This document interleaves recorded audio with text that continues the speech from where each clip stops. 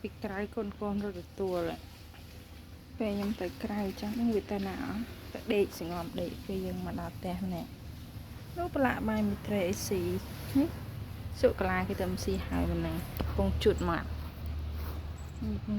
គេនេះអូយឆ្មាមុខឆ្កែនេះហើយអាហារសលៀនគេទៅថើបទៅទៀតសសរស៊ីបាយស្លមុខហើយហ្នឹងយកត្រីឆ្កឹះទៅត្រីទេក្បាច់វាបាយវាស៊ីទៅវាស៊ីបាយលីចំណីនេះផលិត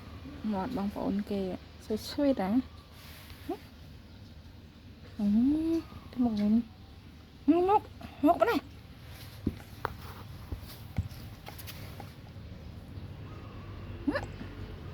ទៅងើបពីនេះសសរបងស៊ីបាយជុំបឡា